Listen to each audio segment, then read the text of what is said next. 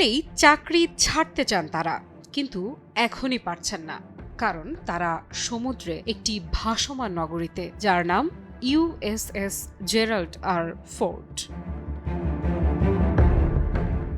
সমুদ্রে ভাসছে বিশ্বের সবচেয়ে শক্তিশালী রণতরী ইউএসএস জেরাল্ড আর ফোর্ড, কিন্তু তার ইস্পাতের গায়ে জমছে ক্লান্তি আর ভেতরে জমছে ক্ষোভ। বিশ্বের সবচেয়ে বড় বিমানবাহী রণতরীটি এখন ভয়াবহ সংকটে। প্রায় ৫,০০০ নাবিক টানা ৮ মাস ধরে সমুদ্রে, সামনে হয়তো রয়েছে আরও ৩ মাস। আর এই দীর্ঘ মোতায়েন ঘিরে জমছে অসন্তোষ, ক্লান্তি আর অনিশ্চয়তা।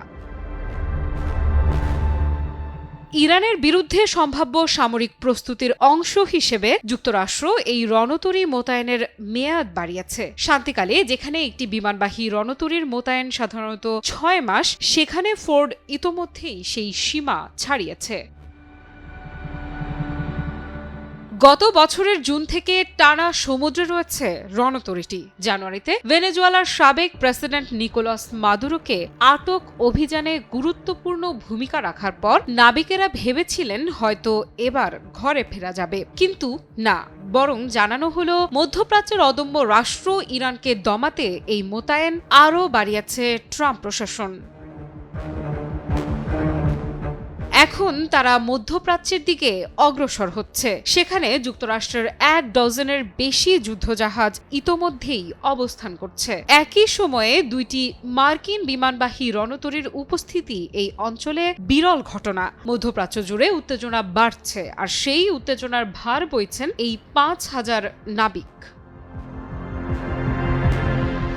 কিন্তু সংকট শুধু কৌশলগত নয়, সংকট জাহাজের ভেতরেও। $১৩ বিলিয়ন ব্যয়ে নির্মিত এই আধুনিক রণতরীতে দেখা দিয়েছে অদ্ভুত সব সমস্যা। টয়লেট বিকল, পয় নিষ্কাশন ব্যবস্থায় জটিলতা।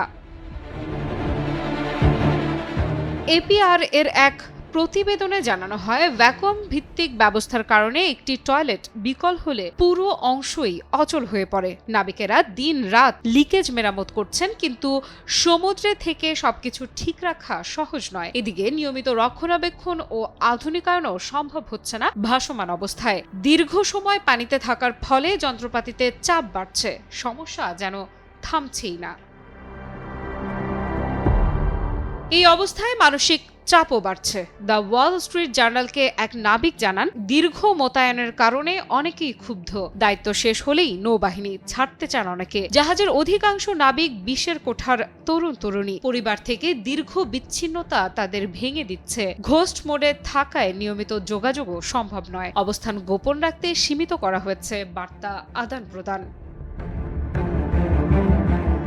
এ বিষয়ে অবসরপ্রাপ্ত রিয়ার অ্যাডমিরাল মার্ক মন্টগোমেরি বলেছেন, ফোর্ডের এই মোতায়েন ১১ মাস পর্যন্ত গড়াতে পারে, আর যদি তা হয় তবে এটি হবে মার্কিন নৌবাহিনীর ইতিহাসে টানা মোতায়েনের রেকর্ড।